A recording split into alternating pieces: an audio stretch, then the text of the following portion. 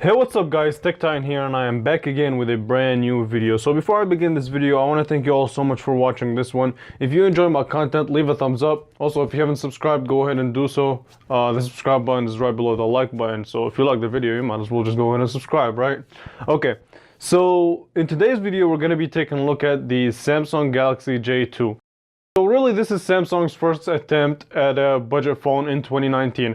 So I do understand that this phone has already been released in other places, in places outside the US. But as far as I'm concerned, this is Samsung's first budget phone of the year. So yeah, let's just go ahead and get started and talk about the phone. So your standard Metro box. Now they did do a rebrand, so it's now Metro by T-Mobile. So there's that, and you get the phone in the front, nothing special. And on the back, you do have some specs. So let's start with the fact that it supports a 5-inch QHD display. Now, what QHD display means, basically, it's higher than 480p, but still lower than 720p. So resolution-wise, it's kind of low. Now, it does support AMOLED, so I'm kind of excited about that. And on the rear-facing camera, you have an 8-megapixel sensor, and on front-facing is a 5-megapixel camera.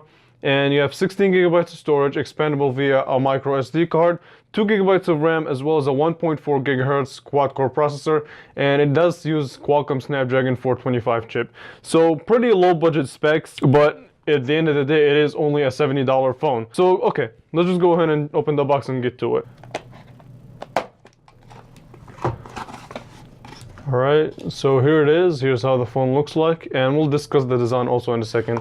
So you also get a SIM card. Let's see what else.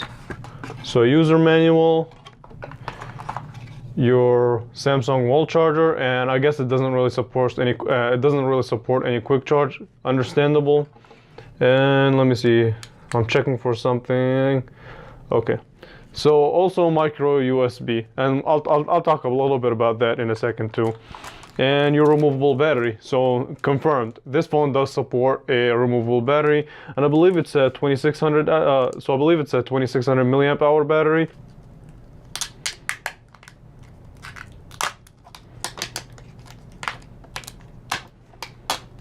Okay. So now that the setup is complete, let's quickly go walk through the phone. So okay, so on the front you do have this 5-inch QHD display. Like I said, it's not really quite 720p, but it is still higher than 480p. I believe it's like 540 to be exact. So here on the front you also have your 5-megapixel front-facing camera, your earpiece, and also another thing that I want to discuss. These bezels are thick. These bezels are huge for 2019 standards. Okay, but anyway. They also make sure to let you know that this is a Samsung phone by putting a Samsung logo on the front. So yeah, there's that. And on the right hand side, you do have your power button, and it's clicky enough. It's not as clicky as the J3 Achieve or the J7 Refine.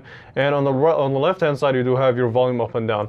Now the side is made out of metal, so it still gives you a pretty decent quality. And on the back, on the back you have your 8-megapixel camera. And one thing that jumped out to me in the design. The speaker is also right next to the camera cutout. I'm really interested to see how good the speaker sounds. So there's that. You also have your Samsung logo. A glossy back. It's made out of plastic. So a glossy back, so you know it's gonna catch fingerprints like crazy. And it does have this kind of subtle curve to help with the grip. And the grip on it is pretty good. I still do recommend the case on it. But yeah, the grip overall is actually pretty decent. And yeah, that's really it for the design, and it does support a removable battery.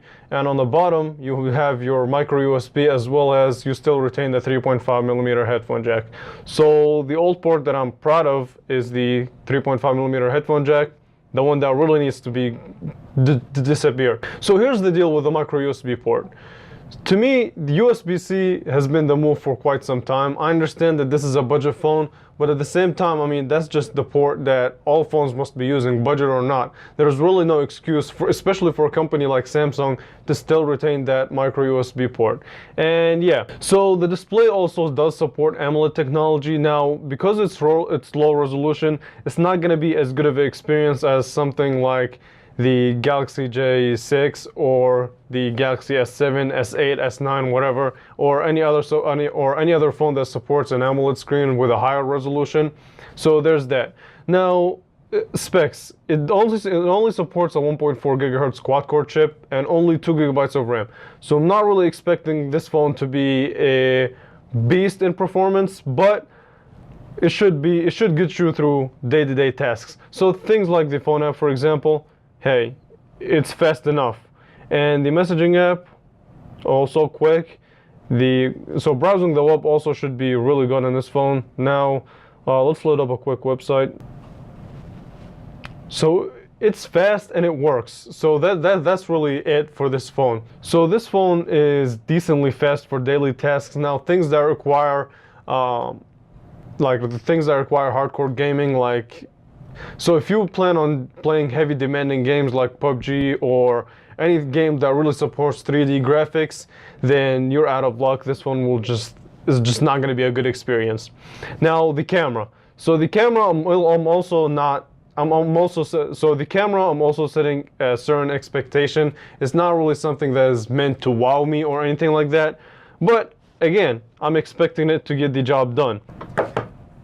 Okay, so let's quickly. So the camera app is still simple, your regular Samsung, so your standard Samsung camera app, simple, straight to the point. It does have some options for you. So you have auto mode, beauty, pro, panorama. It even has a pro mode. I don't think it needs it, but it does have it. So I'm definitely going to do an extensive review of the camera. If you want to see it separate, or if you want to see it included in the actual full review, just let me know. Definitely more videos will be coming on this phone and other phones. So subscribe if you haven't. Okay, so let me see how fast it actually takes a picture. So quickly see. Okay, 3, 2, 1. Okay, so really fast at taking pictures. So I'll give them that. And as far as I'm looking at from the viewfinder, it's not bad. So I still need to do further testing, but it's a usable picture at the end of the day. Like I said, I'm not expecting the camera to wow me or anything like that. But at the same time, I do expect it to just get the job done. Now, the really interesting part, the thing that I'm really interested about, is the speaker. So let's just go ahead and do a quick test of the speaker and see how it sounds like.